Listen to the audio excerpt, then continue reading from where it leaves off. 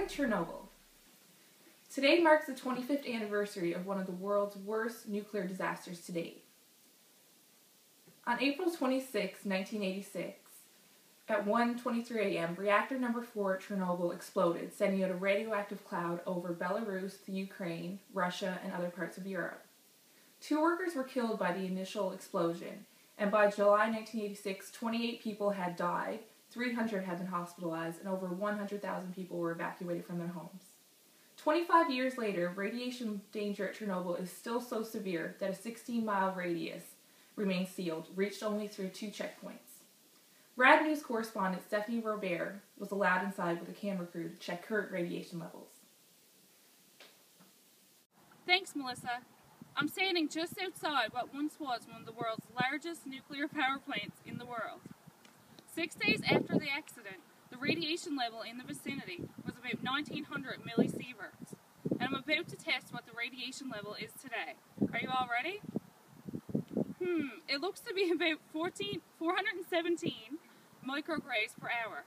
Although this level has dropped, it is still 100 to 1,000 times higher than the world's average radiation dose, and 10 to 100 times higher than the legal limit for humans. And while I was here, I had a chance to talk with Nicola Manzaruva, one of the cleaners in charge of the burial after the disaster. We'll head inside for this. With Miss Nicola Manzaruva, one of the cleaners involved in the burial of the contamination after the Chernobyl disaster. How are you today, Miss Manzaruva? Pretty good. How are you? I'm good, thanks. But it's hard to imagine what you've witnessed and been through in the years since the accident. Can you describe for me the initial scene when you arrived back at Chernobyl for the first time? It was horrific.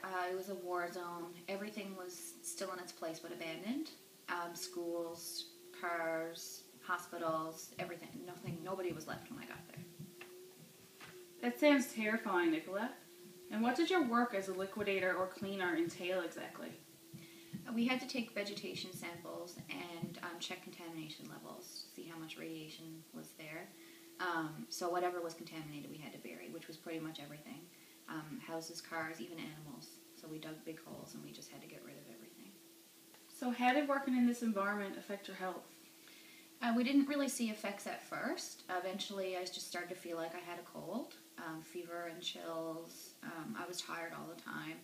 It wasn't until a couple of years after I started working there during a routine medical inspection when I found out I had a thyroid tumor. So I've since had that removed and I'll be on thyroid hormones for the rest of my life. So I had to ask, what on earth are you doing back here today? Well, I came back here today basically because it's the 25th anniversary and most everybody that I worked with and I knew from working there have passed away. I'm lucky enough to still be alive. So I came to pay my dues, my respects to everyone affected by the tragedy. And I'm actually also an advocate right now for radiation victims worldwide. I'd like to thank you for speaking with us today, and I wish you all the best. Thank you. Stephanie Robert reporting live in Chernobyl. Now it's back to Melissa with some more top news. Thanks, Stephanie. After this short break, we're going to head to Battersea Park in London, where runners are dressed in sumo suits in an attempt to break the world record for the largest mass sumo suit gathering. Stay tuned, RADnews.